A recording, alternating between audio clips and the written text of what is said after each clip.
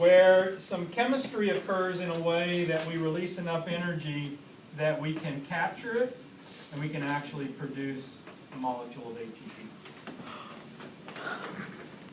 And again, so that happens twice, right? So there would be two of them. So one for each acetate.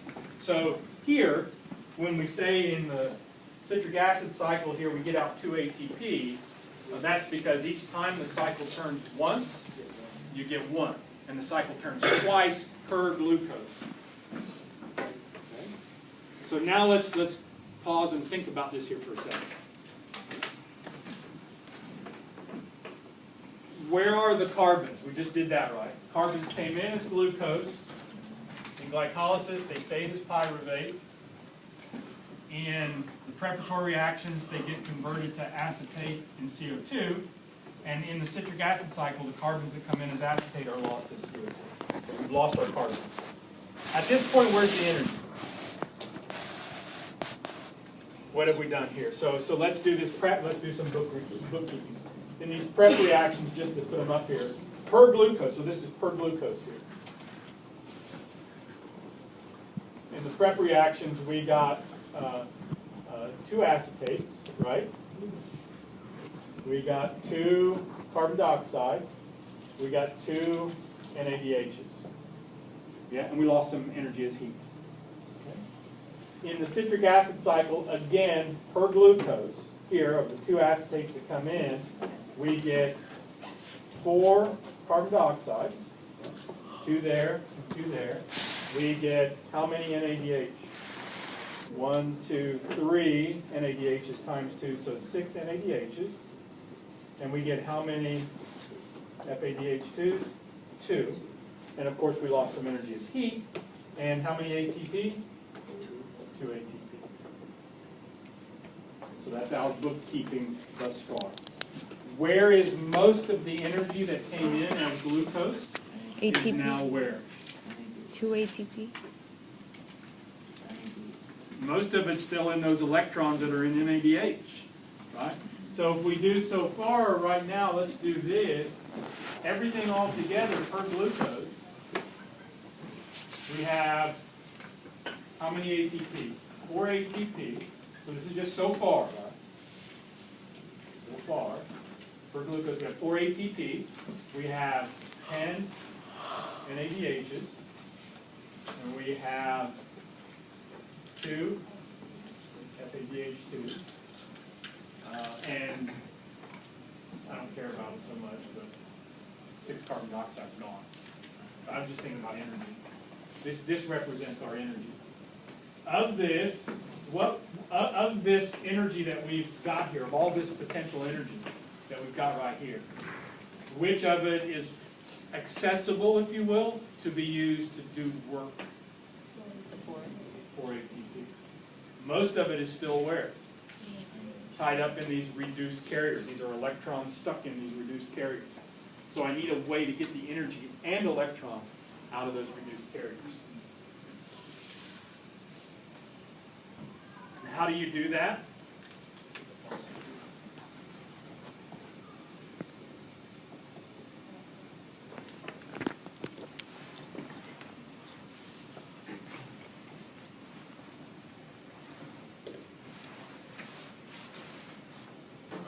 I'm going to feed it into a chain, right, or a system, where I transport these electrons. So I'm going to feed this into an electron transport chain, if you will, or system.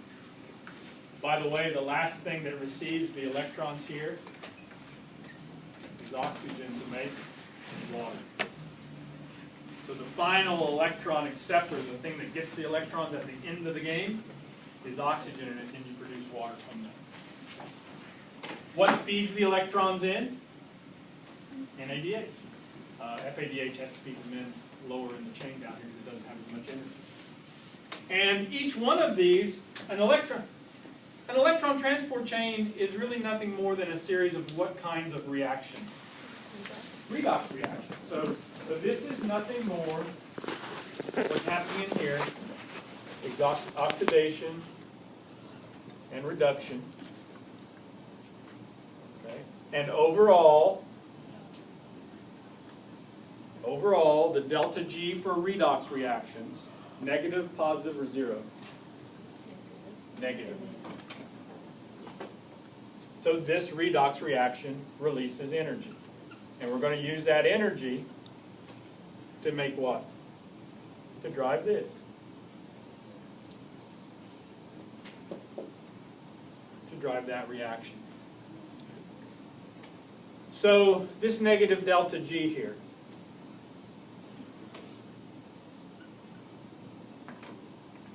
is going to vary whether those electrons came in as the higher energy NADH or the lower energy FADH2. This one is going to give us more energy to use to do work, right, to make ATP than this one because of just the energy of the two.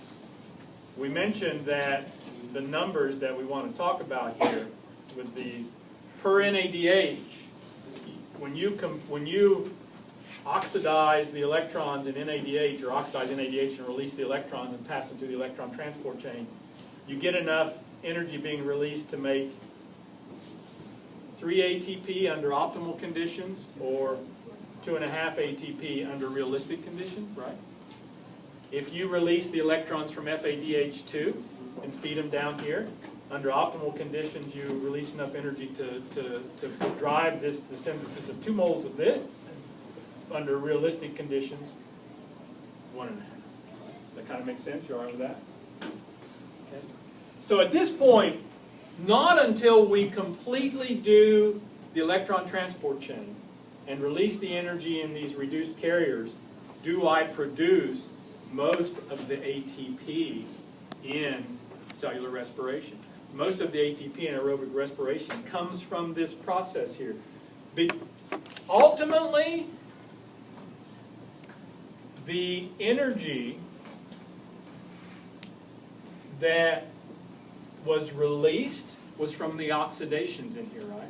So oxidations are what's driving this ATP synthesis because the oxidations are the ones that are releasing the energy. Obviously reductions consume it, but overall it's negative. And where do you get a negative delta G? From the oxidation. So we call this kind of phosphorylation right here, since the energy came from oxidations, oxidative phosphorylation. Lots of times we call this the ox-phos pathway. So that's oxidative phosphorylation. Where does oxidative phosphorylation occur? In what structure? Mitochondria. What is the process by which energy is released by oxidations to drive the synthesis of ATP? Electron transport chain. Or specifically, redox reactions of the electron transport chain. How many of them are there? A bunch. But they occur among complexes, and we'll see that there really are 3 kind of unique places where